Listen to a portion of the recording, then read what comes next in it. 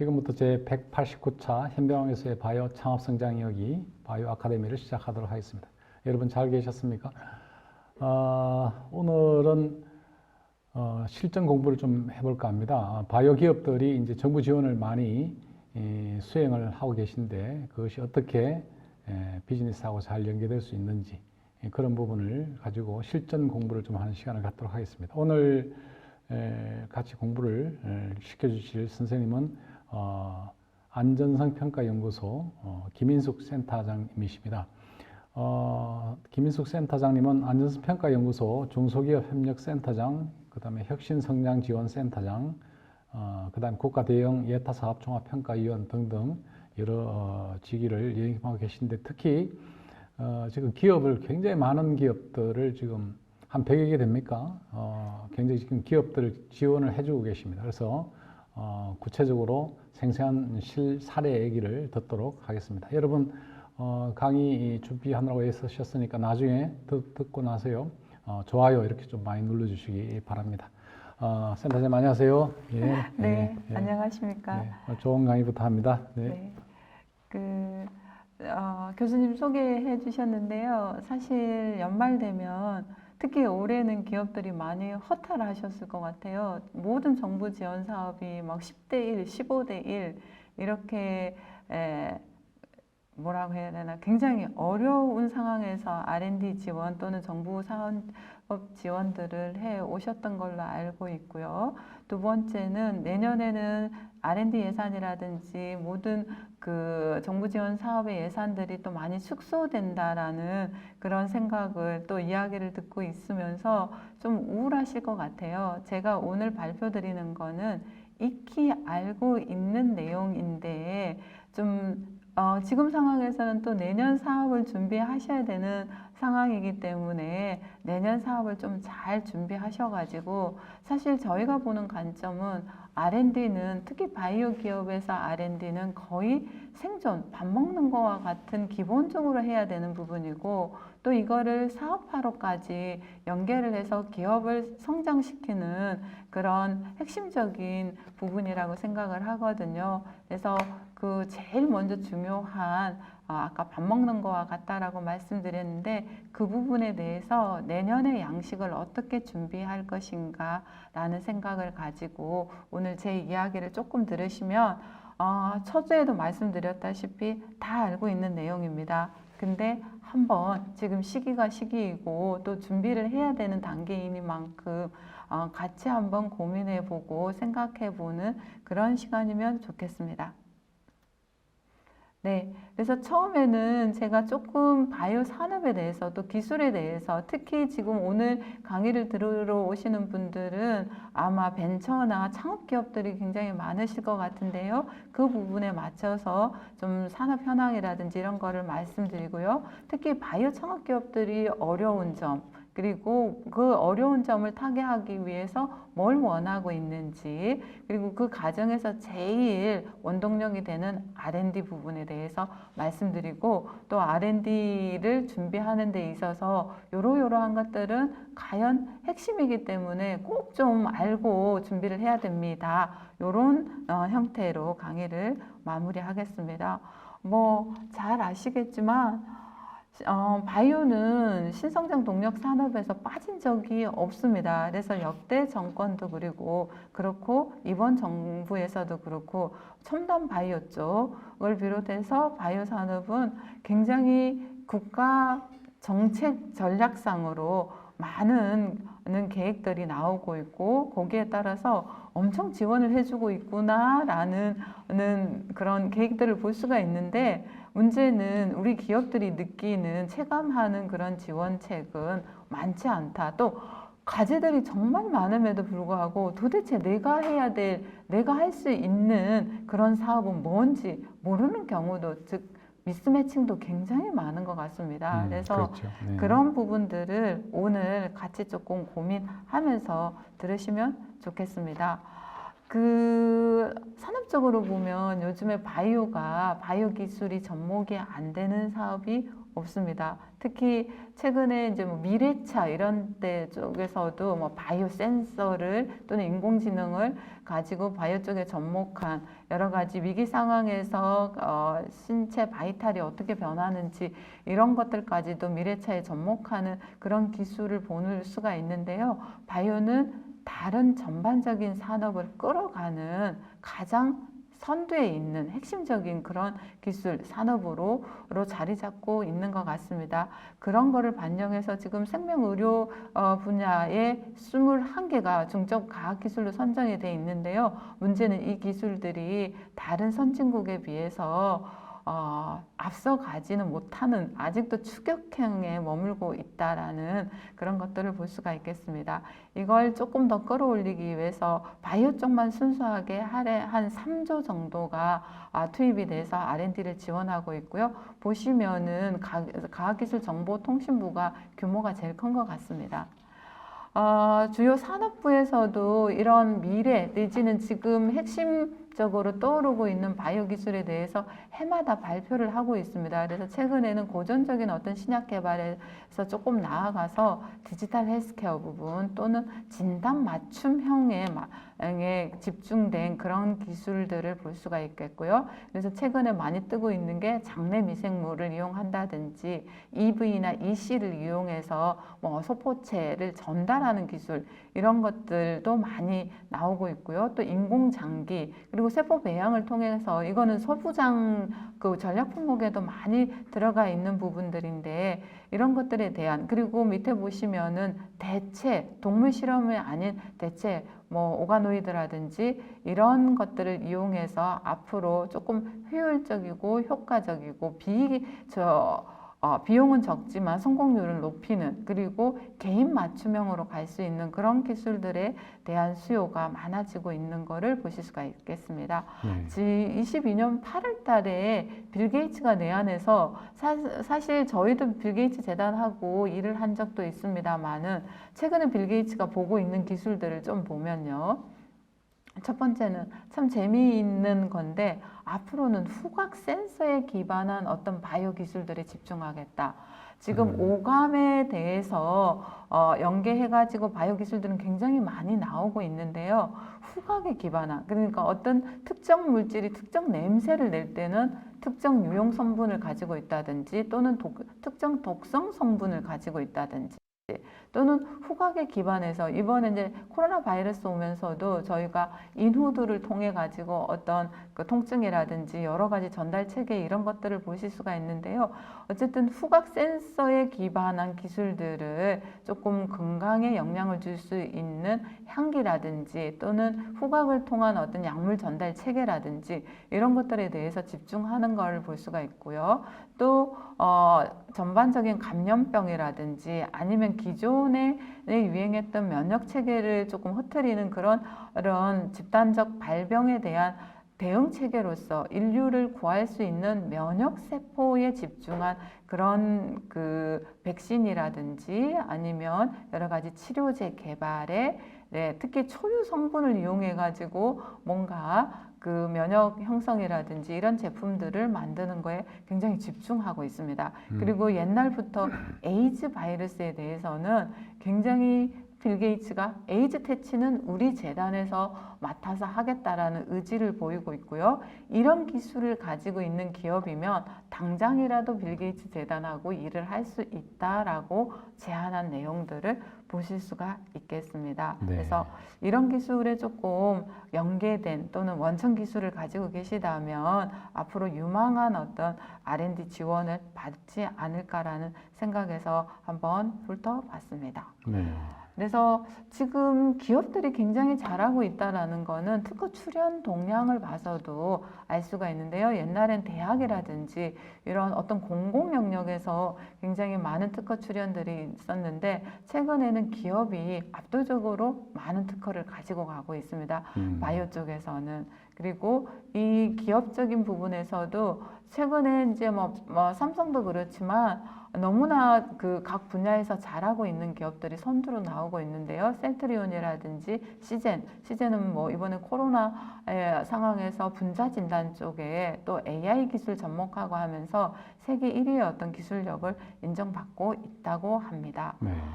근데 이제 바이오 기업들은 또 최근에 창업 많이 하시는 분들은 이런 기술적인 그리고 뭐 저의 단편적인 어떤 소견인지는 모르겠습니다만은 저희가 바이오 유럽, 바이오 US, 최근에 바이오 재팬까지 나가면서 굉장히 전 세계적으로 저희 기업들에 주목하고 있는 것 같습니다. 예, 저희한테도 굉장히 많은 질문 내지는 어떤 기업에 관심 있다라는 콜을 많이 보내오시는데요. 문제는 기업들이 해야 될 일이 너무 많은 것 같습니다. 그래서 기술 변화에도 대응을 해야 되고 또 인프라도 만들어야 되고 네트워킹도 해야 되고 그 가운데에서 여러 가지 인력 체계라든지 이런 것들은 참 역량이 부족한 부분도 많고 그래서 이 어떤 드럭 디벨롭먼트 내지는 원천 기술을 확보해 나가서 사업화로 하는 거는 굉장히 기나 길고 지난한 그리고 인허가 문제나 규제 문제까지도 너무나 기업들한테는 힘든 것 같습니다. 그런 상황에서 우리 바이오 기업이 가지고 있는 특징 중에 하나는 내수 시장은 절대로 시장이 아니고 무조건 글로벌 시장으로 그래서 수출과 내수가 거의 같은 비중을 가지고 있는 독특한 어떤 형태의 시장을 가지고 있다라는 게 국내 바이오 시장의 어떤 특징이고요. 두 번째는 굉장히 기업들이 활발하게 활동을 합니다. 그래서 고용 증가율도 뭐 전 분야에 비해서 월등히 높고요. 근데 또 고용을 많이 하고 있으면서도 불구하고 인력은 계속 모자라다고 인력 부족률도 역시 제일 많은 부분이 또 바이오입니다. 그래서 그렇죠. 사람을 많이 구하고 사람을 많이 쓰고 있다라는 거를 보실 수가 있고요. 또 특별히 양질의 그 인력이 부족하다라는 거는 양질의 어떤 그리고 계속 산업적으로 기술이 발달하다 보니까 그 기술 발달하는 거에 따라서 새로운 어떤 산업, 새로운 영역들이 개척이 되면서 예를 들면 이런 거죠. 인공지능과 바이오를 둘 다 알아야 되는 인력이라든지 이런 인력 부족률 역시도 너무나 높다라는 걸 보실 수가 있겠습니다. 네. 또 한 가지 18년 이후에 제2의 어떤 벤처 붐이 일어나면서 문제가 하나가 뭐냐면 창업이 많이 늘어나는 거는 굉장히 좋은 어떤 생태계의 기본적인 씨를 뿌리는 부분이라고 볼 수가 있겠는데요. 문제는 지금 1년차 생존율은 64.8%지만 5년차 생존율은 32.1%라는 겁니다. 그래서 절반 이하로 뚝 떨어지는데요. 그 결국 스타트업에서 스케일업으로 갈 수 있는 그런 전략이라든지 계획이라든지 이런 게 없으면은 바이오 쪽은 계속해서 씨만 뿌렸지 결과가 나타나지 않는 그래서 스케일업 기업들이 결국 고용도 많이 하고 성과도 내고 매출도 나오는 그런 단계에 접어든 기업들이기 때문에 스타트업에 치중하기보다는 스케일업을 어떻게 할 것이냐의 전략이 굉장히 필요한 시점이 와 있지 않나 라는 생각이 듭니다. 이런 어떤 산업적인 내지는 산업 구조적인 그런 특징들을 바탕으로 해서요. 앞으로 산업 동력으로 어떻게 이어가야 될지 한번 보겠습니다. 네. 앞에서도 말씀드렸지만 바이오는 기술 개발 없으면 또는 원천 기술을 확보하지 않으면 아무것도 안 됩니다. 근데 우리 기업들이 창업을 하거나 사업화로 뛰어들 때는 분명히 기술은 가지고 있습니다. 근데 이거를 어떻게 경쟁력을 확보해 갈 것인지 그래서 신기술을 고도화해야 된다는 부분과 글로벌 경쟁력을 내수 시장은 아예 시장으로 볼 수도 없는 전체 바이오 시장의 1%, 2%에 밖에 되지 않는 시장이기 때문에 무조건 글로벌로 가야 되는데 아까 드럭 디벨롭먼트와 비즈니스 디벨롭먼트는 굉장히 다른 영역이고 다른 부분이기 때문에 이 부분에 대한 고민 전략도 분명히 중요한 부분이고요. 각 분야별로는 신약 같은 경우에는 아시겠지만 초기 시드 확보, 이 시드는 투자의 개념이 아니라 가지고 있는 원천 기술입니다. 후보 물질이 되겠죠. 이 신약의 초기 원천 기술을 어떻게 확보해가서 어떤 단계의 사업화를 할 것인지가 중요하기 때문에 이 초기 시드 확보 단계는 엄청 과감하게 지원을 해줘야 되는 그런 부분이라고 보여지거든요. 그래서 스타트업들이 가지고 있는 기술을 지원을 해줘야 되는 이유도 바로 이겁니다. 신약은 원천 기술만 있으면 언제든지 사업화가 가능한 그런 단계의 산업이라고 보시면 되겠고요. 소재는 그에 비해서 다양한 어플리케이션, 제품 자체로도 될 수가 있고요. 서비스 자체로도 될 수가 있기 때문에 이 확장성에 기본한 이제 확장성을 바탕으로 한 사업화 부분에 어떻게 나갈 건지 맞춰서 나갈 것인지가 필요합니다. 의료기기는 바이오 헬스 쪽하고 같이 디지털 헬스케어하고 같이 맞물리는 부분인데요. 융합 기술들이 너무나 빨리 발전을 하고 또 기술을 확보했다고 하더라도 이 어떤 그 우위성을 어떻게 유지해 나갈 것인지 비즈니스 모델들이 너무나 다양하게 날마다 바뀌기 때문에 기술은 고만고만하게 다들 가지고 있다고 하더라도 이걸 어떻게 비즈니스 모델화하고 그 모델화 시킨 거를 플랫폼 형태로서 사업화할 것인지가 굉장히 중요한 부분에 와 있는 것 같습니다. 그래서 각 분야별로 산업화의 가치 사슬을 어떻게 형성할 것인지가 기업들이 반드시 내가 이거 연구소에서 R&D로 할 거 아니면은 이런 부분에 고민을 두고 사업화 내지는 앞으로 고도화를 시켜야 될 부분이라고 보여집니다. 이 과정에서 창업기업, 벤처들한테 저희가 자체적으로 한 120개 기업들한테 물어보면 가장 큰 애로사항은 뭡니까? 라고 하면 알고 있는 답들이세요. 첫 번째는 자금입니다. 요즘은 특히 돈 얘기만 많이 하시죠? 투자가 너무 안 되니까 자금이 너무 어렵다고 하고 다음에 인력입니다. 아까 앞에서 던 그렇죠? 것들이 자금과 인력이 너무 힘들다. 그러면 우선적으로 뭘 좀 지원해 주겠냐? 지원해 주면 되겠냐? 역시 압도적으로 자금입니다. 그렇죠. 바이오는 너무나 다른 데 비해서 돈이 많이 들어가는 R&D 비용이 많이 들어가는 그리고 내가 창업을 하거나 사업화를 할 때는 시설도 좀 필요하다. 그렇지만 자금에 비해서는 압도적으로 적은 어떤 비중을 보실 수가 있겠습니다. 네. 다음에 그러면 스타트업 벤처 입장에서 지원이 가장 필요한 분야는 어느 분야냐? 그랬더니 첫 번째가 지금 스타트업들은 대부분의 물질이 초기 단계 내지는 임상 전의 단계들이 많기 때문에 비임상 단계에 있는 효능이나 독성 평가를 좀 많이 도와줬으면 좋겠다. 이 자료만 확보되어 있어도 일단 투자 유치를 받을 수가 있고요. 또 이 자료를 가지고 있으면 기술 이전도 충분히 할 수가 있습니다. 기술 이전은 뭐 얼리 스테이지에서 하면 할수록 가격이라든지 이런 것들이 저평가될 수 있는데 다만 효능 독성 평가 자료들만 가지고 있어도 제값, 어느 정도의 딜이 가능한 자료들은 확보하기 때문에 벤처나 스타트업 입장에서는 이 자료를 확보하는 것들을 좀 집중적으로 도와주십시오. 라는 게 볼 수가 있고요. 그래서 저희 안전성 평가 연구소가 아까 교수님 소개에서도 말씀하셨다시피 기업들하고 굉장히 많이 일을 하고 있고 또 지원 사업도 많이 하고 있는 이유가 저희가 주로 하고 있는 일이 효능이라든지 독성 평가 특히 글로벌 수준으로 나갈 수 있는 이런 자료들을 생산해낼 수 있다는 점에서 저희가 기업들하고 많은 일을 하고 있다고 보실 수가 있겠습니다. 네. 또 이 자료들이 직접적으로 쓰일 수 있는 인증이나 인허가, 바이오 쪽은 인허가를 받지 않으면은 제품이 출시가 될 수 없기 때문에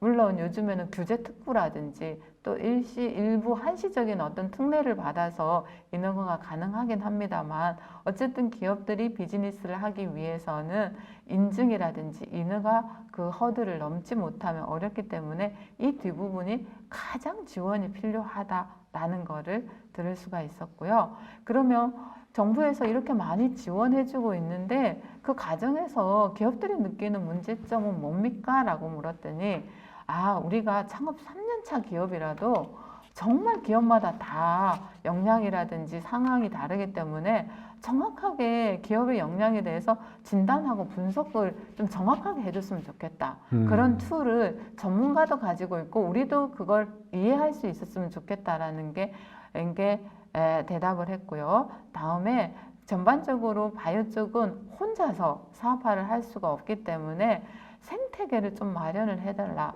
대기업하고도 일할 수 있고 어떤 해외 쪽으로도 나갈 수 있고 생태계를 구축하는 전략을 좀 만들어 달라라는 요청이 가장 큰 어떤 문제점이다라는 걸로 보일 수가 있고요. 여기서 말하는 기업 역량은 뭐 R&D 역량도 있고 네. 뭐 기타 여러 가지 역량이 있을 텐데 무슨 역량을 말할까요? 그 역량이라고 하는 거는 잠재력을 좀 인정해주고 잠재력이라는 거는 결국 R&D랑 사업화랑 그리고 여기서 나타낼 수 있는 성과에 대한 모든 것들을 좀 진단해 줄 수 있는 역량을 해달라라고 하시는 것 같습니다. 네. 그리고 이제 이런 여러 가지 어려움을 타개하기 위해서 가장 노력하고 있는 거는 뭐냐? 역시 정부 지원 사업. 그러니까 처음에 스타트업들은 투자라든지 이런 네트워킹이라든지 오픈 이노베이션의 노하우가 없기 때문에 그래도 정부 지원 사업을 받아서 좀 이런 어려움들을 타개했으면 좋겠다. 그리고 최근에는 정부 지원 사업이 뒤에서도 설명드리겠지만 너무나 다양하게 지원을 하고 있어서 정부 지원 사업을 똘똘하게 활용하면은 도움이 많이 되더라는 거를 알고 계시는 것 같습니다. 그래서 정부 지원 사업을 좀 잘 좀 선정됐으면 좋겠다. 그리고 전문가를 좀 활용했으면 좋겠다라는 대답으로 나왔습니다. 네.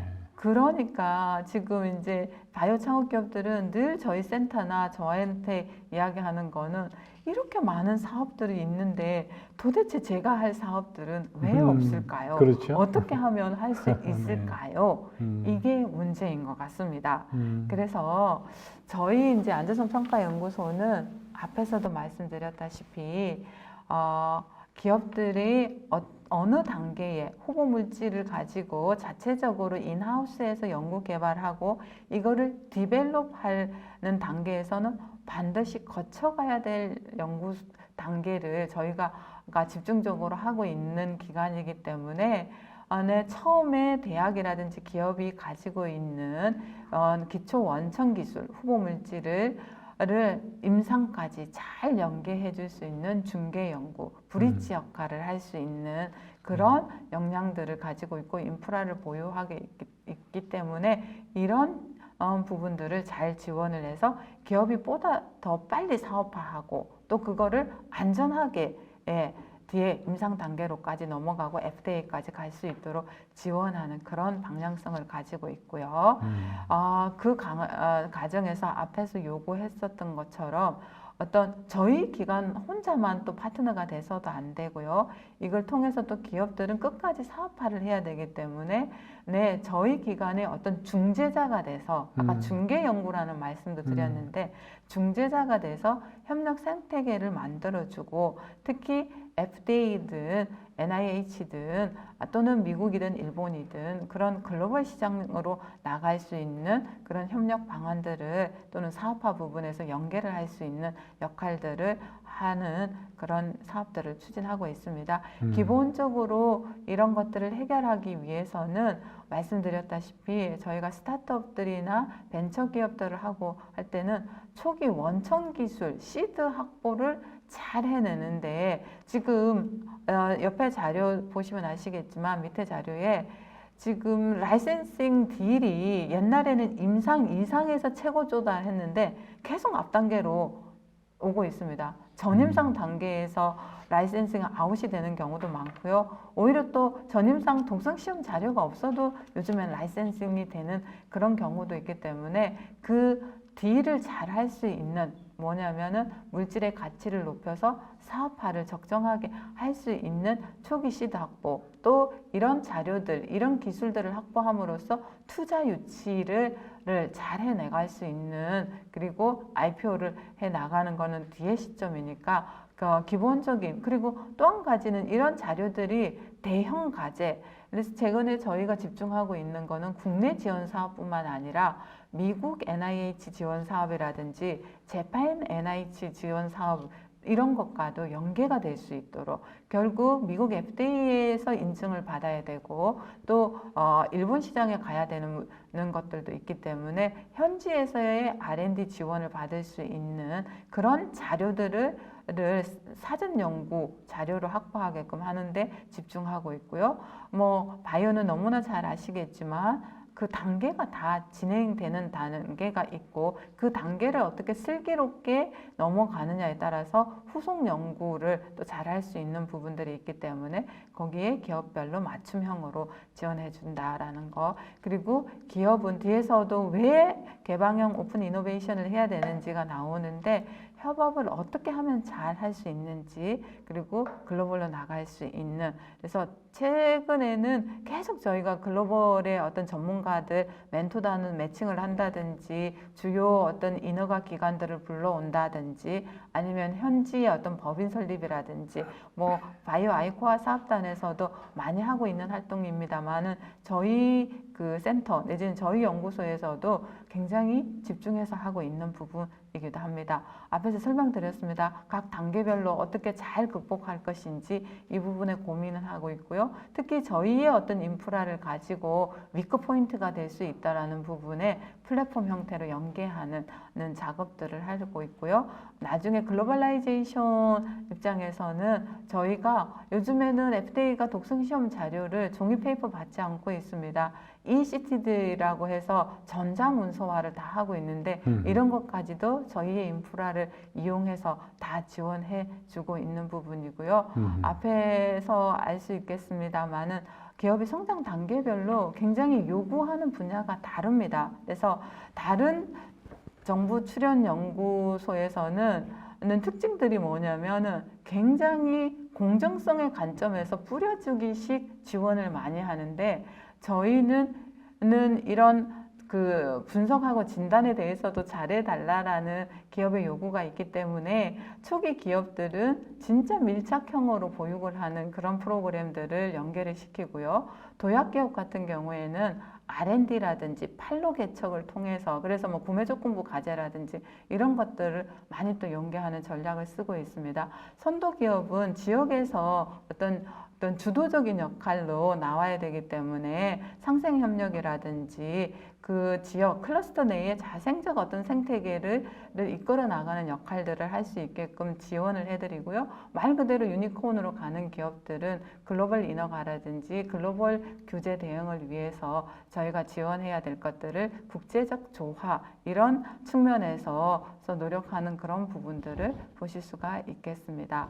자, 그러면 이런 지원 사업에 들어가려면 어떻게 해야 됩니까? 기업들은 선정이 돼야만 내지는 그 지원 풀에 들어가야만 지원을 받을 수 있기 때문에 굉장히 저도 지원을 좀 받고 싶은데 그 제가 아무런 어떤 그 사업 풀에 들어가지 않고 지원을 받을 수 있는 방법은 좀 요원합니다. 사실 상시적으로 지원을 해주고 있다고는 하지만 그래서 근데 저희 센터에서 하고 있는 지원 사업들은 주로 정부의 사업단 형태의 또는 어떤 그 주관 기관을 선정을 해서 저희 주관에서 이끌어가는 그 기업 풀 형태의 지원을 하고 있기 때문에 일단은 정부 특히 중소벤처기업부에서 지원하고 있는 지금 설명드리는 사업은 뒤에도 다시 한번 설명드릴 건데 초격자 지원 사업 같은 경우에는 매년 2월 달에 공고가 나서 연말에 클로징을 하는 그런 형태로 가고 있고요. 요건 검토하고 있고 서류 발표 평가 형태로 진행을 하고 있습니다. 그래서 발표 평가까지 마치고 최종 선정 단계가 서류 접수하기부터 한 2개월이 걸립니다. 그래서 상반기 한 1월 달부터는 공고, 사전 공고 내고 또 2월부터 기업 모집 시작하면은 5월이 됐어요. 사업이 시작하는.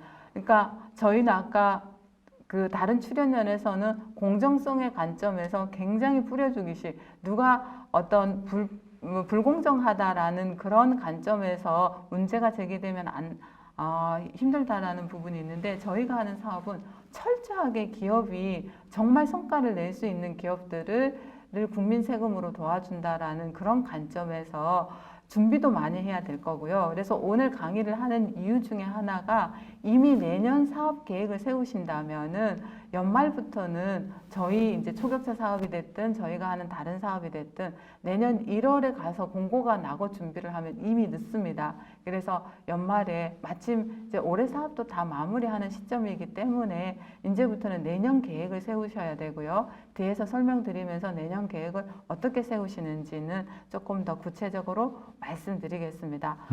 바이오 쪽은 연구원 창업 같은 경우에는 가점 제도가 있는데 이게 바이오 헬스케어 분야만 조금 무용지물이라는 게 다 연구원 창업이시더라고요. 그래서 뭐 미래차나 다른 뭐 반도체 이런 분야는 연구원 창업이 오히려 또 많지 않은 부분도 있는데 근데 바이오 쪽은 다 연구원 창업이라서 가점의 의미가 별로 없던 그런 경험이 있습니다. 그래서 거의 지금 보시면 일반 공모, 민간 검증, 부처 추천 이런 각자의 트랙이 있는데 사실 이걸 중복으로 들어가도 상관이 없습니다. 근데 제일 공정하고 제일 뭔가 투명하다고 해야 되나요? 물론 다른 트랙이 그렇지 않다라는 게 아니라 기업이 느끼기에 근데 속된 말로 뻑셉니다. 거의 10대 1에서 15대 1까지 갑니다. 경쟁률이 점점 세지는 것 네, 같아요. 맞습니다.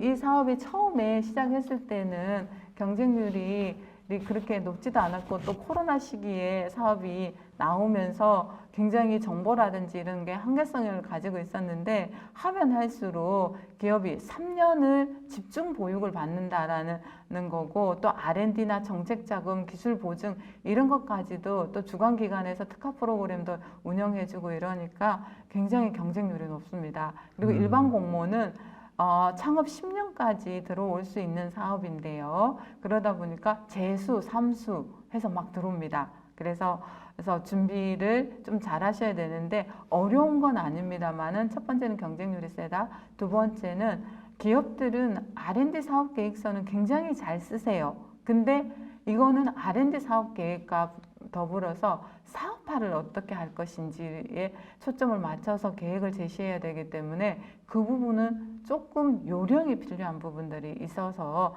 미리 좀 준비가 필요하다라는 거를 재차 당부를 드리겠고요.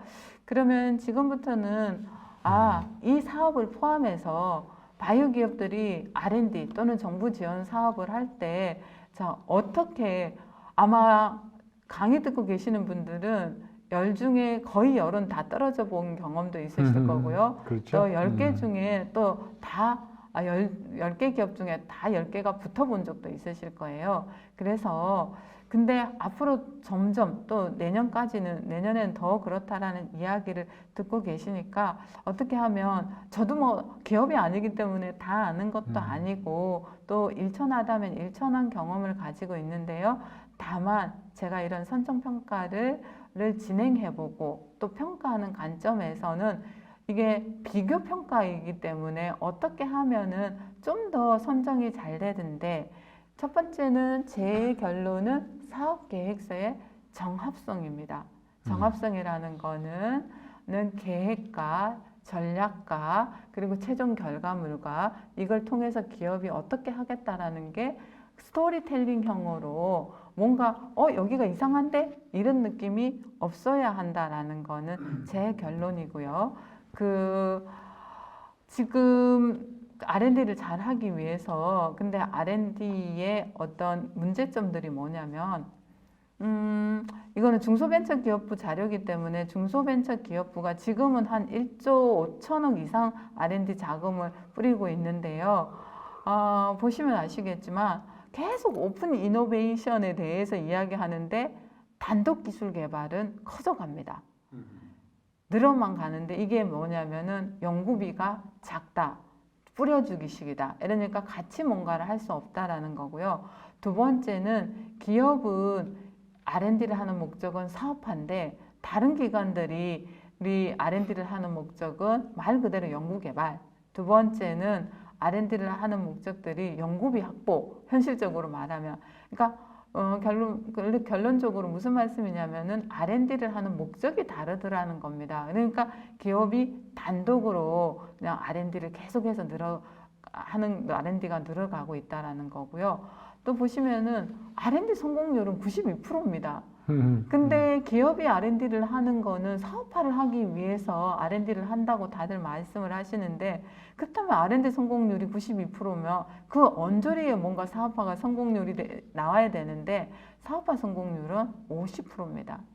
그래서 이 부분도, 이 비효율성도 굉장히 문제가 되고 있고, 이런 나홀로 연구가 계속되고 있다는 거는 데이터에서도 나오고 있고요. 이러다 보니까 어떤 계속 기업이 내가 이거 필요한데 이번 과제 신청해서 해보지, 이러다 보니까 뭔가 혁신적이고 창의적이고 도전적인 R&D 성과물은 안 나오고 단발적이고 기술 어떤 에러 문제형으로 그렇게 R&D를 하고 있더라는 겁니다. 그래서 이렇게 하면 퍼스트 모버 형태의 성과물은 절대 안 나오겠다라는 그런 문제점들이 있습니다. 그리고 R&D는 저 기업은 정말 R&D 정말 잘 되는데, 정부 지원에서 기업을 지원하는 사업들이 너무나 각 부처별로 편중되어 있고 그 편차가 너무 나눠져 있다 보니까 중복수혜도 많고요, 비슷한 R&D도 많고, 그러다 보니까 이게 정말 효과적이고 효율적으로 R&D를 정부 지원 사업이 진행되고 있는지도 어렵습니다. 파악하기. 그래서 지원 체계를 조금 효율화하고 어떻게 하면, 그래서 저는 지원 체계가 비효율적이라는 거는 기업이 R&D를 수행을 해서 성과를 내는데도 또 비효율적이라는 거거든요. 그래서 나중에 포트폴리오를 반드시 가지고 있으셔야 됩니다. 내가 이 과제를 하고 나서는 이 과제를 하고 이 부처 사업을 하고 나서는 더 키워서 복지부 과제로 가야지, 이런 계획 아닌 내지는 포트폴리오 형태의 구체적인 내용들은 반드시 있어야만 효율적인 지원 사업이고 그거에 따른 성과도 낼 수 있으시겠다라는 겁니다. 그리고 지금 보시면 딜로이트에서 해보니까 바이오 쪽이, 특히 의학 쪽이 협업할 때 성공률이 3배 이상 높더라는 거는 데이터로도 나와 있는 부분입니다.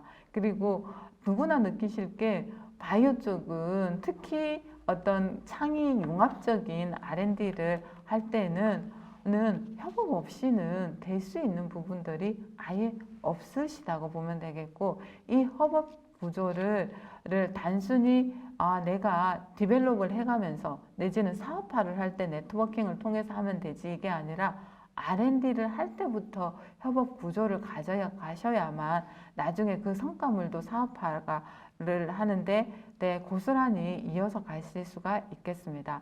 그래서 저희 연구소에서는 사실은 저희 연구소하고 기업하고 단순히 매칭이 돼서 R&D를 할 거면은 전담 창구가 필요 없고, 또 저희 같은 어떤 플랫폼 형태 또는 중개 센터 같은 형태의 센터가 필요도 없습니다. 단순히 연구소의 연구자가 기업하고 매칭만 되면 되는데, 근데 그게 아니라 기업들이 R&D를 단발적으로 했다고 해서 이게 사업화를 연결되지도 않고, 또 성과물의 어떤 확산에 있어서도 정부 지원 과제는 세금을 통해서 했기 때문에 이게 기업이 사업화하는 것도 중요하지만 전 산업계의 어떤 파급 효과를 성과 확산을 통해서 기술을 산업적인 측면에서도 높여줘야 되는 부분이 있기 때문에 성과 확산의 측면에서도 전담 창구가 필요하다라는 의미에서 저희 센터가 지금 과제 기획이라든지 과제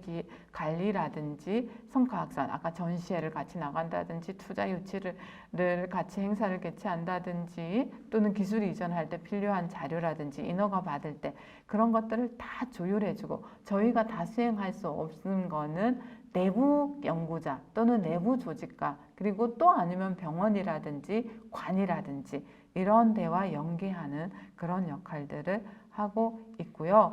처음에 이제 과제가 제안이 되면 사실은 요 앞에 단계에서 저희가 바텀업 형태의 아까 수요조사도 막 하고 설문조사도 한 것도 보여드렸습니다만은 그런 것들을 통해서 저희가 부처에다가 사업을 제안하는, 그래서 다음에 소개해드릴 사업들은 저희가 다 제안을 해서 만든 사업이라고 보실 수가 있는데요. 이렇게 사업 제안을 하면, 과제 공고가 나면 또 이런 것들을 기업에다가 안내를 하고 어떻게 하면은 잘 진행될 수가 있겠습니다 하고 전문가를 붙여주기도 하고 과제 기획을 상시적으로 하고요. 과제 계획서. 최근에는 솔직히 말씀드리면 과제 계획서 작성에는 많이 지원을 못 해드립니다. 저희가 그럴 여력이 많이는 없진 않는데요. 다만 전문가들을 붙여서 정말 좀 도와줘야 됩니다.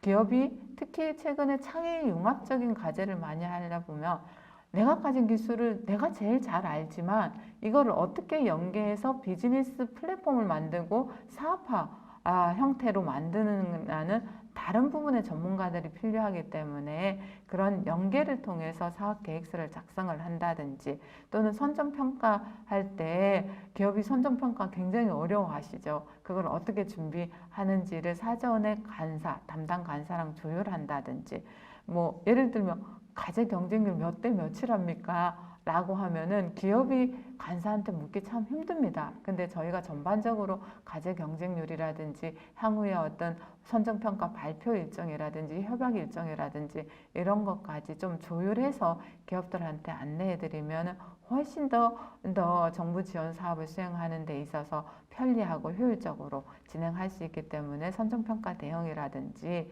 또 제일 어려운 건데요. 미선정 과제가 탈락됐다 하면 다음 과제는 또 뭘 발굴을 해서 연계를 해야 될지 또 왜 그 탈락된지에 따라서 조금 더 전문적인 어떤 그 방법 대응을 찾는 것도 저희 센터에서 해드리고 있는 역할 중에 하나라고 보시면 이렇게 되겠습니다. 많은 일을 하시는데 그러면 지금 바이오헬스 기업들이 이런 지원을 받고 싶다면은 그냥 신청을 하면은 그렇게 다 해주는 겁니까? 저희가 이제 상시적으로 지원을 하고 있기는 합니다만은 어떤 과제 풀 선정이 되면은 그 과제 내에서 정말 타이트하게 지원을 해드리고 있고요. 저희가 크게는 한 2,600개 기업 리스트를 보유를 하고 있고요.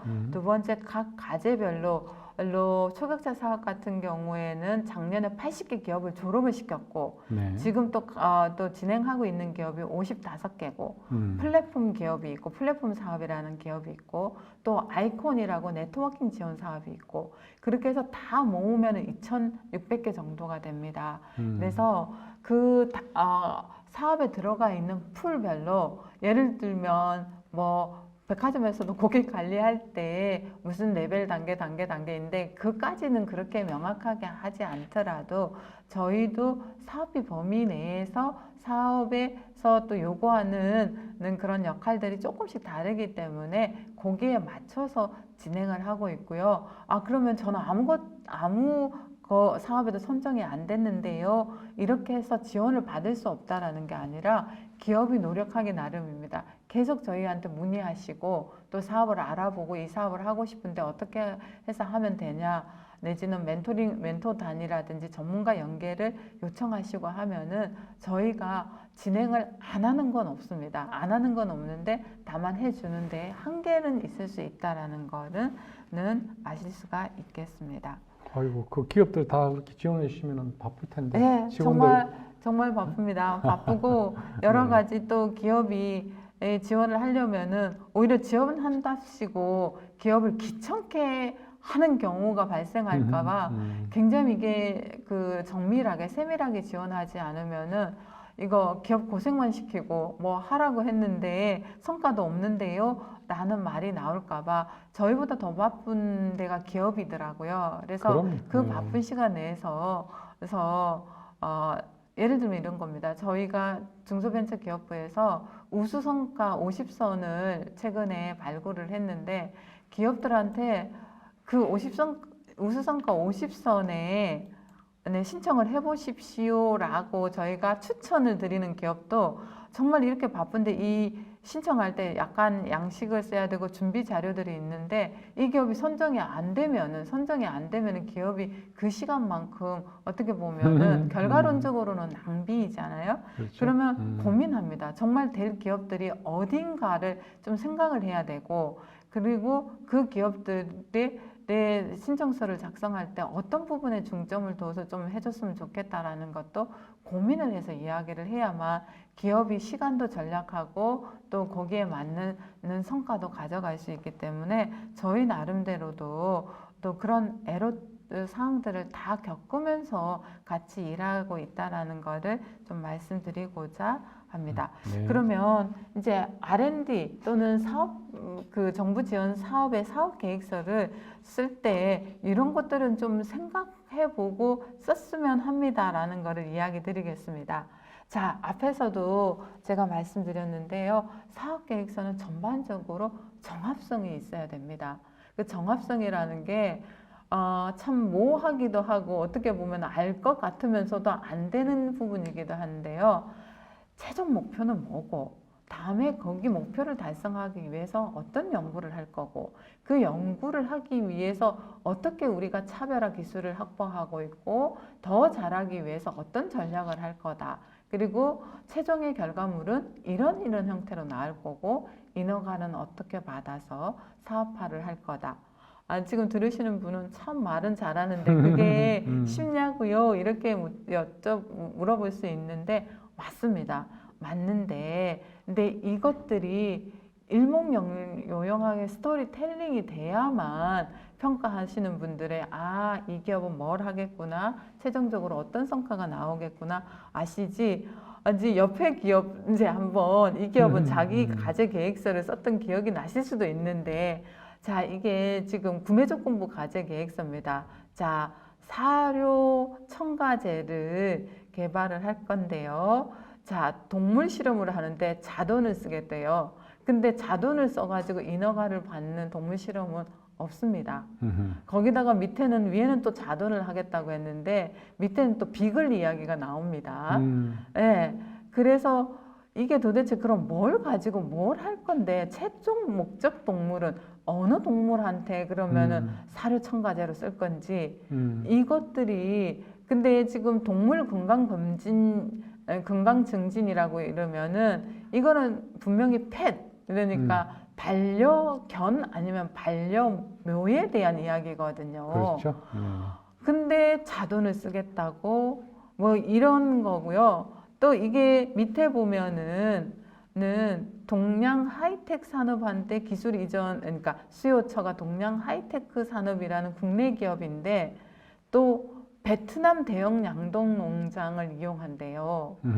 그러니까 이것만 정리된 것만 봐도 기업이 스토리텔링에서 실패한 거죠. 그렇죠. 사실은 네. 정합성이 많이 떨어지는 그런 계획입니다. 그래서 인허가 받을 때에 사용하는 동물은 뭐고 최종 그 건강 증진을 위한 사료 첨가제라고 했는데 그러면은 대상 동물은 어떤 동물에 쓸 건데 라는 것도 명확해야 되고 이게 국내 기업이 사주기로 했으면 국내에서 해야 되지 왜 베트남까지 가가지고 양돈 농장에서 실험을 하겠다는 거지? 라는 것도 나와야 됩니다. 그래서 이런 정합성이 대표적으로 보여드렸고요. 또 한 가지는 바이오 기업들은 바이오 기술들은 시간하고 비용이 굉장히 많이 듭니다. 네. 그래서 어느 정도는 사전 연구가 내지는 사전 연구 데이터가 정말 가능성이 있다라는 거를 보여드려야 돼요. 그렇죠. 그래서 네. 사전 준비 현황은 어디까지 했고 과제 수행을 통해서 어디까지 하면 최종적으로 몇 년 후에는 돈이 나옵니다. 사업화가 됩니다. 라는 거를 보여줘야 되고 그 사전 준비 현황이 이거 했다라는 것도 중요하지만 이거 했더니 결과가 너무 잘 나왔습니다. 효능이 너무 좋기 때문에 우리가 반드시 사업화를 할 수 있습니다. 라는 거를 보여줄 수 있는 자료로 내주셔야 됩니다. 네. 그래서 그 사전 연구가 잘 돼 있다라는 거는 뒤에 보면은 원천 기술, 특허를 우리는 이러이러한 부분에 우리가 개발하고자 하는 부분에서 이러이러한 특허를 다 확보하고 있습니다. 그리고 이런 특허는 세계 글로벌에서도 나와 있고 다른 경쟁, 중소기업들은 또는 벤처기업들은 대기업하고 싸워야 될 경우가 또는 글로벌 기업하고 싸워야 되는 경우가 대부분입니다. 근데 우리 이런 원천 기술은 거기에서 안 가지고 있는 내지는 거기보다 더 정밀하게 확보를 해놨습니다. 라는 거를 보여주셔야 되고요. 네. 근데 이제 옆에 예시인데 이건 이제 그 분야가 아니면 잘 모르는데 우리가 기술을 뭘 가지고 있다라는 거를 설명할 때 거의 매뉴얼식으로 뭘 어떻게 개발했고 어떤 기술이라는 기술 소개만 쭉 나열하는 계획서가 있습니다. 그러면 이게 차별점이 뭐고 도대체 이 원천 기술의 어떤 우수성이라든지 하나도 파악이 안 되고 이거가 뭘 하는 기술이고 이거는 어떻게 개발하고 관리 시스템의 내용은 이겁니다 라고 하는데 이 부분들의 전문가들은 이미 알고 있는 내용이기도 하고요. 만약에 약간의 비전문가들은 읽어도 모르는 내용이 사업계획서의 핵심 부분으로 차지하고 있으면은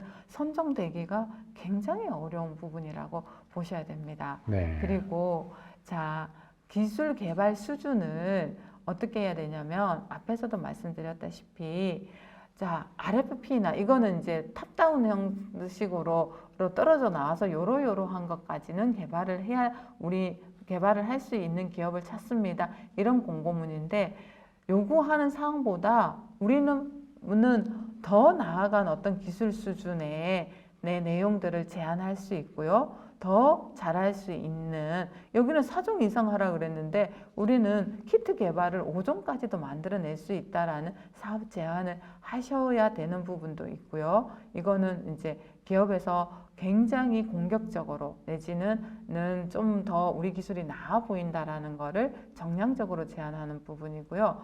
또 제일 이제 보면은 무슨 시험을 해야 될지도 모르고 성능 지표를 정량정성적으로 뭘 봐야 될지 모르는 기업들이 제일 힘든데요. 이게 이제 성능 지표나 정량정성적인 지표가 세계 수준은 이렇지만 이번 기술을 개발하면 더 나아질 거고 그래서 우리가 사업화로 갈 수 있습니다. 라는 근거들을 정말 과학적이고도 신뢰성 있게 제시해 주셔야 되는데 이것들이 첫 번째는 시험을 엉뚱한 걸 한다든지 두 번째는 지표 자체를 너무나 엉성하게 제시를 한다든지 세 번째는 어느 객관적인 신뢰성 확보가 아니고 그냥 자체적으로 했는데요. 이거는 아무 데서도 안 해줘서 그래서 그냥 우리가 봤는데요. 우리 지표인데요. 이렇게 하시면 안 된다는 거죠. 그래서 이런 결과물의 성능 지표라든지 사업화 가능성과 연계되는 어떤 차별점은 철저하게 말씀드렸다시피 사이언티픽하게 또 신뢰성 있게 그런 자료들을 이런 걸 잘 모르겠다. 그래서 아까 저희가 전문가를 붙여주고 매칭을 해주고 찾아주고 그 전문가를 활용하게끔 해주는 부분이거든요. 그래서 이런 부분들은 특별하게 좀 신경을 쓰셔야 됩니다. 특히 바이오 쪽은 그렇습니다. 그리고 바이오는 더 잘 아시겠지만 인허가 계획이 없으면은 인허가를 받지 못하면은 사업화가 안 됩니다. 그렇죠. 근데 이제 연구 개발을 해 보시다 보면은 딱 비용과 그러니까 지원비와 기간이 한정돼 있는데 인허가를 반드시 받는 기간 동안에도 또 어느 때 허가가 나올지도 모르는데 인허가해서 사업화 가겠다 이렇게 쓰시는데 자 그렇게 약간의 요령일 수도 있는데 이게 품목 허가를 신청하겠다 내지는 품목 허가 자료를 확보하겠다 또는 품목 허가를 신청해서 허가까지 받아내겠다 다 다른 내용이거든요. 그거를 명확하게 해야지만 나중에 R&D가 끝나고 나서도 뭔가 그 최종적으로 저희 아직 신청은 해놨는데 허가가 안 나왔는데요. 안 됩니다. 그래서 자 품목 허가를 받을 데이터를 확보하겠다. 내지는 품목 허가 신청을 하겠다. 품목 허가를 완료하겠다.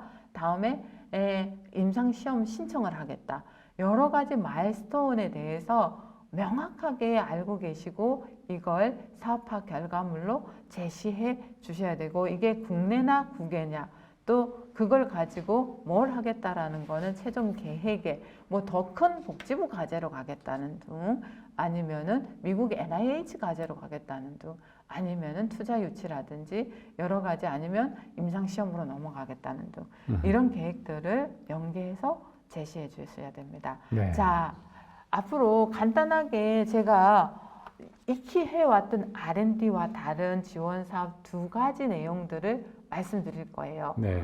그 중소기업들은 특히 초기 기업들은 탑다운 형태의 과제 제안에 굉장히 익숙해져 있고 그게 또 편해하고 또 그런 건 줄 아는 기업들도 많으세요. 근데 바텀업으로 과제를 어떻게 만드는지 그리고 제가 굉장히 강조했던 기업들이 나 홀로 연구개발보다는 협업해서 가는 과제를 이야기 드리는 것 중에 하나가 컨소시엄형 과제입니다. 말만 들어도 아 이거 컨소시엄 해야 되나 보다 라는 거를 아실 수가 있겠는데요. 네. 이게 중소벤처기업부에서 기업들이 최소 3개 이상 기업이 모여서 그래서 어떤 혁신적인 기술을 비즈니스화 하라고 해서 실증 연계 협력까지를 다 모아서 사업 제안을 해봐라 라고 하는 게 컨소시엄형 기술 개발 사업이고요. 굉장히 기업 3개만 모이면 되겠네요. 그거 어렵지 않은데요. 라고 하실 수 있지만 각가지 내역 사업들이 별도의 모인 기업의 수준이라든지 상황에 맞춰야 되기 때문에 쉬운 건 아닙니다. 그렇지만 옆에 보시면 어떤 과제들이 절대 단순한 과제들이 아니고 예를 들면 RFP 옆에 11번 보면 유산균 사교체 마이크로바이옴 활용을 통한 체지방 감소 또는 비만으로 유도된 대사성 질환 개선 기능성 식품 그러면 마이크로바이옴 기술이 있어야 될 거고요. 체지방이라든지 비만에 어떤 유도된 어떤 그 대사성 질환에 대한 여러 가지 효능 평가나 독성 평가라든지 또는 임상을 할 수 있는 그런 체계들이 다 만들어져야 됩니다. 그래서 이런 단순히 내가 뭔가를 해보겠다 이게 아니라 비즈니스 또는 제품화까지 기능식품 개발까지 근데 이거는 지금 뭐 개별 인정형을 받겠다 안 받겠다라는 것까지는 지금 안 나와 있는데 어쨌든 2년 안에 해야 되는 과제이기 때문에 적당하게 마일스톤을 끊어놓은 것 같습니다. 규모가 꽤 되겠네요. 예, 그러면? 그래서 보면 20억, 24억, 최대 뭐 24억까지 주는 과제거든요. 좋습니다. 그래서 네. 굉장히 사업화까지 갈 수 있는 거고 이 과제를 처음부터 저희가 조금 기획이라든지 선정평가하는데 같이 부처랑 했는데 기업들이 처음에는 이 과제가 뭔지 몰라서 건강기능식품 6억만 주세요. 하나 개발하겠습니다. 이런 과제들로 다 제안을 냈더라고요. 근데 최근에는 저희는 이게 상시적으로 기업을 시기가 되면 모아서 어떤 대형 과제 도출을 하기 위해서 기획을 한 4개월 동안 합니다. 그리고 그 기업들의 수요 조사하고 그 수요 조사에 괜찮은 아이템이다 싶으면은 저희가 거기에 맞는 전문 기술을 가지고 있는 기업들을 컨소시엄 풀을 만들어 주고요. 그 만들어진 풀에서 기획을 할 수 있도록 계속 이제 지원을 해주고 거기 공공기관이 위탁기관으로 꼭 하나가 들어가게 돼 있습니다. 그게 이제 저희가 역할을 해줍니다. 그 컨소시엄을 거느리는. 근데 보통 보면 다른 과제에서는 그런 공공기관이라든지 컨소시엄을 거느리면은 주관기관 역할을 하는데 중소벤처기업부의 특징상 각 과제의 주관은 반드시 중소기업이 하게 돼 있어서 네. 저희가 주관으로는 못 들어가고 이 컨소시엄의 기획이 잘 되게끔 또 선정이 되면 R&D 선정이 되고 나면은 과제가 잘 무사하게 진행되게끔 도와주는 그런 역할을 하고 있습니다. 네. 앞에서 좋네요. 설명드린 부분이고요. 올해는 바이오 헬스 분야라든지 딱 조사 분야가 정해져 있습니다. 그래서 이런 부분들을 잘 보시고 특히 저희 바이오 기업들은 주변에 풀을 만드는 거를 근데 그거 별로 어렵지 않아 보이는데요. 저희가 15개 풀을 만들면 최종 RFP를 내는 풀들이 6개, 7개입니다. 중간에 다 깨집니다. 기술이 안 맞아서 또는 저기업하고 마음이 안 맞아서 음. 또는 여러 가지 바이오의 맹점이 뭐냐면 앞 단계를 해야만 뒷 단계로 넘어갈 수 있잖아요. 네. 2년 내에 그거를 해결 못하는 기술들이 많아서 컨소시엄이 깨지기도 합니다. 그리고 또 한 가지는 연구비 때문에 깨지기도 하고요. 네. 그래서 저희도 물론 해마다 해보니까 이제 기업들이 하는 요령이 생겨서 애초에 컨소시엄을 구성할 때 다 그 정보라든지 이런 거를 공유해서 깨지는 경우가 최근에는 많아지지는 않습니다. 그래서 올해도 한 10개 구성했으면 거의 7, 8개는 제안을 하는 수준까지 가고요. 제안을 해서 RFP가 선정이 되면 이 과제의 좋은 점은 산업부나 다른 복지부 과제는 제안을 했다고 해서 그 팀이 선정될 확률이 굉장히 낮습니다. 어떻게 보면. 근데 중소벤처기업부의 과제는 선정될 확률도 높고요. 또 그러다 보니까 기업들이 내가 제안한 과제가 내가 나한테 돌아올 수 있는 그런 경험을 하실 수가 있는 부분이 이 과제의 특징입니다. 그래서 지금 저희가 수요조사하는 양식 뿌린 거 그리고 1, 2, 3, 4세부 위탁기관은 여기는 대구 첨복이 들어가는데 저희 안전성도 많이 들어갑니다. 그렇게 해서 어떻게 중간중간에 이런 것들을 만들어 가는지를 보시는 거고요. 그래서 올해 상세 기획을 해서 작년 상황이네요. 작년은 상세 기획을 한 저희가 11개인가 했을 텐데 지금 RFP 올라간 게 좀 빨간색이 다 저희가 기획한 내용입니다. 그래서 19억짜리 국민건강검진 시 적용이 가능한 조기암 진단 시스템. 뭐냐면은 우리가 건강검진할 때 암 검사하려면은 그 조직 검사도 해야 되고 여러 가지 상황들인데 그러지 말고 간단하게 키트 하나로 주요 암을 건강검진할 때 피 뽑아서 키트로 한번 해보는 그런 거 만들겠다라는 거고요. 이제 이런 걸 포함해서 저희가 지금 빨간색 RFP를 올린 거를 보실 수가 있겠습니다. 네. 자, 두 번째는 R&D가 최근에 많이 바뀐다고 말씀드렸는데 정부 지원 사업들이요. 단순히 R&D 하나만 끝냈다고 해서 기업이 아까 사업화도 연계가 안 되고 사업화가 연계가 안 되다 보니까 성장하고는 물론 기업이 성장하기 위해서 가장 큰 영양분이나 자양분은 정부 지원 사업이고 R&D인 건 맞지만 그게 기업의 성장하고는 크게 좌지우지하는 그리고 그게 도움이 안 됐다라는 건 아니지만 정말 성장에 실질적인 뭐가 됐다라는 거는 굉장히 어려운 부분이거든요.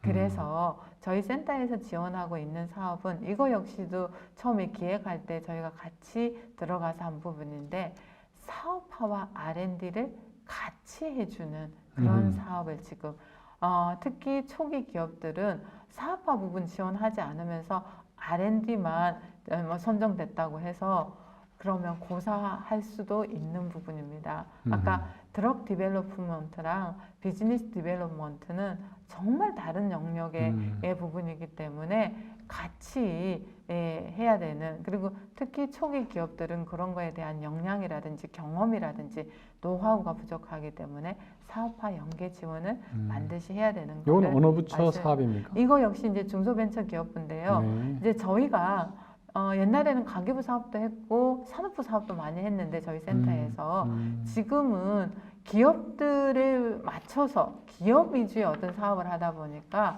그 중소벤처기업부의 어떤 턴키 형태로 풀로 사업단 형태를 지정을 받아서 기업들을 선정평가하고 보육하는 형태의 사업을 많이 하고 있습니다. 그리고 현실적으로는 지금 하고 있는 사업이 많기 때문에 다른 사업을 더 추진할 여력이 없는 것도 마찬가지고요. 네. 그래서 지금 빅3 기업은 저희가 많았을 때는 101개까지 지원을 했던 경험이 있고요. 그 중에서 작년에 80개를 이제 졸업을 3년 동안 지원을 하고 졸업을 시켰고요. 올해 그 남은 기업과 신규 기업 55개를 빅3가 아닌 초격차 사업이라는 이름으로 끌고 가고 있습니다. 그래서 앞에 말씀드린 메인으로 하고 있는 사업 3개 중에서 제일 큰 사업 내지는 핵심 사업이 지금 빅3 사업 설명드릴 거고 말씀드린 대로 초격차 사업으로 이름이 바뀌었습니다. 그래서 22년도까지 이 사업은 했다고 보시면 되겠고요.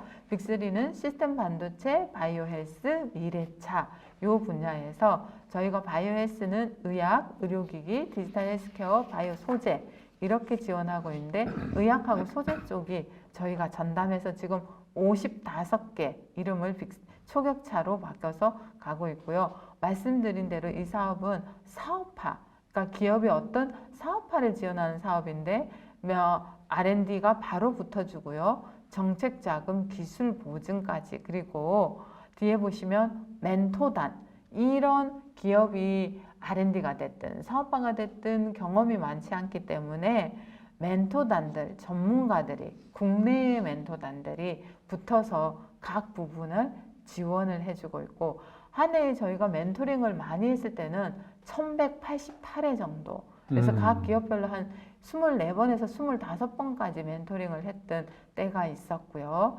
또 특히나 저희 주관기관에서 저희는 독성 시험하는 기관이잖아요. 그러니까 초기 어떤 독성 스크리닝을 해준다든지 네. 안전성 양리나 호보물질 분석 시험 지원 같은 거 그리고 아까 글로벌 인허가를 받기 위해서 샌드, ECTD 형태 그러니까 독성 시험 자료를 FDA가 요구하는 형태의 전산화된 자료로 만들어주는 그런 역할도 하고 있고요. 상시적으로 R&D 후속기획 그래서 아까 앞에서 말씀드린 컨소시엄 지원 사업도 같이 기획을 하고요. 두 번째는 중기부에서 하는 다양한 사업들의 가점 제도가 들어가 있는 거를 저희가 그 가점을 활용할 수 있게끔 발굴을 해서 기업들에게 과제를 진행하게 하는 그런 역할들도 하고 있습니다. 네. 저희가 지원하는 사업의 주관기관 특화 프로그램 그래서 기술 특허 전략도 글로벌에서 특허 전략을 어떻게 수립해 나갈 것인지를 교육시키고 상담시키고 또 특화적으로 컨설팅까지 해주는 그런 프로그램들을 진행하고 있고요. 후속 R&D 계속해서 하고 있고 내부 시험 지원이라든지 그 시험 지원 자료에 대한 컨설팅이라든지 글로벌 사업화 부분에 있어서는 주로 시장 진출 쪽을 활성화시키기 위해서 바이오 US, 바이오 유럽, 바이오 재팬 이런 쪽을 같이 나가기도 하고 글로벌 멘토단 통해 가지고 인허가 부분이라든지 또는 기술 이전할 때 계약서를 어떻게 써야 되는지 또 법인 설립할 때 어떻게 해야 되는지 이런 거 진행해주고 있습니다. 바이오 부분에 인력도 굉장히 어렵다고 해서 저희가 해마다 제약 바이오 협회랑 제약 산업 인력 채용관도 만들고 또 현장에서 채용 상담도 해주고 그런 역할들도 하고 있습니다. 자, 이런 사업들 단편적으로 빅3 사업을 22년도 결과를 80개 기업이 했던 걸 보니까 저희가 총 17개 프로그램을 주관기관에서 진행을 했고요. 이 전체 기업들이 매출은 1,680억, 고용은 2,733명, 투자는 2,400억 정도 했더라고요. 이게 다른 중기부 사업의 다른 성과들, 그 나름의 어떤 인력 기간과 투자, 그러니까 지원금을 고려했을 때 최소 6배에서 많게는 8배까지 높은 실적이라고 합니다. 대단한 실적을 그러니까 내렸네요. 중소벤처 기업들, 특히나 창업 기업들은 R&D나 사업화를 특히 그 분야의 전문기관이 집중적으로 밀착적으로 지원을 해줄 경우에 이런 성과들이 나오더라라는 거를 저희도 경험을 한 부분이라고 보고요. 이 간접 성과라고는 하지만 기업들의 만족도도 굉장히 높습니다. 저도 네. 한 10년 동안 사업을 진행을 해왔었는데요. 기업 만족도가 95점 정도 나오는 사업은 대단합니다. 네, 처음 봤거든요. 네. 그래서 저희가 보니까 저희가 잘하고 못하고 이런 거를 떠나서 그래서 굉장히 사업 구조를 R&D만 단편적으로 또는 사업화, 코트라에서 지원하는 수출 촉진 지원 사업, 내지는 무슨 사업화 이렇게 지원 사업만 해서는 안 되고 R&D랑 사업화를 연계해서 그 과정에서 전문가라든지 또는 전문기관의 특화 프로그램들을 연계를 해서 갈 경우에는 사업의 성과가 잘 나오더라는 거를 보여주는 그런, 그리고 정부 지원의 어떤 그 패러다임이라고 해야 되나요? 이런 것들이 중소기업, 특히 바이오 중소기업들의 조금 달라지고 있는 부분들을 설명드리기 위해서 제가 고전적으로 탑다운 방식으로 나오는 그런 과제가 아니라 이런 과제들을 보여드렸습니다. 예, 장시간 동안 네. 조금 이해가 되셨는지 모르겠고, 근데 뭐 기업들이 다 알고 있는 내용이라서 지금 좀 준비를 하셔야 할 시기이기 때문에 다음에 준비하실 때 이거 한번 참고해 보십시오 라는 의미에서 제가 조금 정리를 해서 말씀을 네, 드렸습니다. 감사합니다. 제가 그 평소에 김인숙 센터장님 열정이 넘치는 건 제가 잘 알고 있는데 정말 강의도 열정적으로 하시고 목마르시겠습니다. 정말 쉬지도 못하시고 네. 말씀하셨네요. 여러분 잘 들으셨습니까? 지금 중기부에서 이제 바이오헬스에 굉장히 많은 사업들을 지금 지원을 하고 있다는 걸 오늘 같이 공부를 했습니다. 그래서 이 본 내용을요 찬찬히 좀 보시고, 그것다가 자료도 지금 다 올려놨으니까 찬찬히 보시고 적극적으로 이 사업에 어플라이를 하셔가지고 여러분의 비즈니스에 큰 성공이 있으시기를 바랍니다. 예, 오늘 이걸로 강의를 마치도록 하겠습니다. 오늘 유익한 강의를 진행해 주신 김일성 센터장님께 다시 한번 감사를 드리고 이것으로 제 189차 현병환 교수의 바이오 창업 성장 이야기 바이오 아카데미를 마치도록 하겠습니다. 여러분 감사합니다. 선생님 고맙습니다. 감사합니다. 네. 네.